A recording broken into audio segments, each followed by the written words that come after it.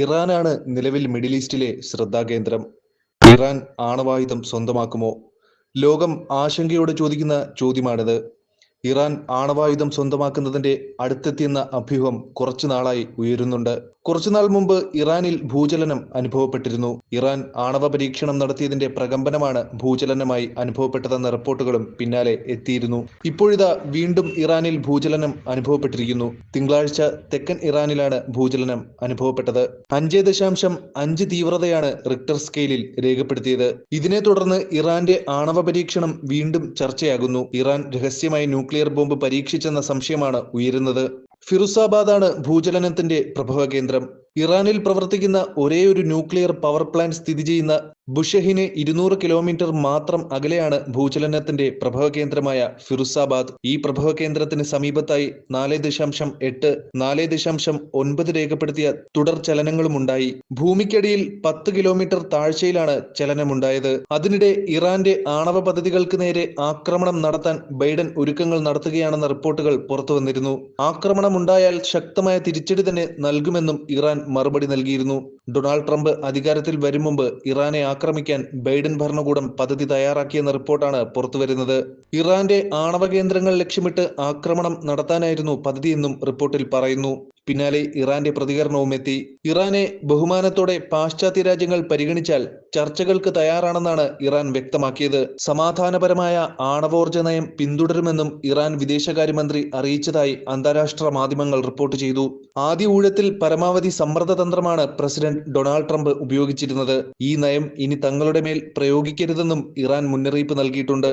ഇറാനുമേൽ ഉപരോധങ്ങളും സമ്മർദ്ദവും ഏർപ്പെടുത്തിയാൽ അതിനനുസരിച്ച് ഇറാൻ ചെറുത്തുനിൽപ്പ് തുടരുമെന്നും വിദേശകാര്യമന്ത്രി അറിയിച്ചു. പാശ്ചാത്യ രാജ്യങ്ങൾ ഇറാനോട് ബഹുമാനത്തോടെ പെരുമാറണമെന്നും ഇറാൻ വിദേശകാര്യമന്ത്രി വ്യക്തമാക്കി. ആണവായുധങ്ങൾ വികസിപ്പിക്കാനുള്ള ആഗ്രഹം ഇറാൻ പണ്ടേ ഉപേക്ഷിച്ചു.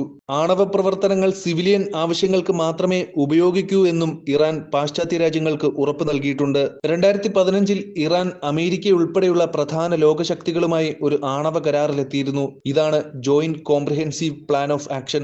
2018 കരാറിൽ നിന്ന് അമേരിക്ക ഏകപക്ഷീയമായി പിന്മാറി. അതിനുശേഷം ഇറാൻ സമ്പുഷ്ടീകരണ ശേഷി വർദ്ധിപ്പിക്കുകയും ചെയ്തു. ഇതിനിടെയാണ് കഴിഞ്ഞ മാസം ഇന്റർനാഷണൽ അറ്റോമിക് എനർജി ഏജൻസിയുടെ തലവൻ റാഫേൽ ഗ്രോസി ഇറാൻ അതിന്റെ യുറേനിയം സമ്പുഷ്ടീകരണം 60% വരെ ത്വരിതപ്പെടുത്തിയെന്ന് വെളിപ്പെടുത്തിയത്. തുടർന്നാണ് ഇറാന്റെ ആണവ നയം വീണ്ടും ചർച്ചയായത്. ഇറാന്റെ ആണവ പരീക്ഷണം ഇസ്രയേലിനെയും അമേരിക്കയെയും അസ്വസ്ഥമാക്കുന്നുണ്ട്. ഇറാൻ ആണവായുധം സ്വന്തമാക്കിയാൽ അത് തങ്ങൾക്ക് വലിയ ഭീഷണിയാകുമെന്ന് ഈ രാജ്യങ്ങൾക്ക് നന്നായി അറിയാം. അത് തടയുകയാണ് ഇവരുടെ ലക്ഷ്യം. അതിനായി ഉപരോധം ഉൾപ്പെടെ ഏർപ്പെടുത്തി ഇറാന്റെ പല്ലും നഖവും നശിപ്പിക്കുക എന്ന തന്ത്രമാണ് വർഷങ്ങളായി അമേരിക്കയും സഖ്യരാജ്യങ്ങളും സ്വീകരിച്ചു വരുന്നത്. ഇറാന്റെ ആണവ കേന്ദ്രങ്ങൾ ഇസ്രയേൽ ആക്രമിക്കുമെന്ന റിപ്പോർട്ടുകൾ പലതവണ പുറത്തു വന്നിരുന്നു. അതിനിടയിലാണ് പ്രസിഡന്റ് ഡൊണാൾഡ് ട്രംപ് അധികാരമേൽക്കും മുൻപ് ഇറാനെ ആക്രമിക്കാൻ ബൈഡൻ ഭരണകൂടം ആലോചിച്ചിരുന്നതായാണ് റിപ്പോർട്ട് വന്നത്.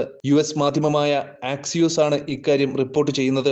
ആണവായുധ പരീക്ഷണവുമായി ഇറാൻ മുന്നോട്ട് പോകുകയാണെങ്കിൽ അവരുടെ ആണവ കേന്ദ്രങ്ങൾ ആക്രമിക്കുക, ഇതായിരുന്നു ബൈഡൻ ഭരണകൂടത്തിന്റെ പദ്ധതി. US ദേശീയ സുരക്ഷാ ഉപദേഷ്ടാവ് ജേക്ക് സുള്ളിവനാണ് ഇതുമായി ബന്ധപ്പെട്ട പദ്ധതികൾ പ്രസിഡന്റ് ജോ ബൈഡന് മുന്നിൽ അവതരിപ്പിച്ചത്.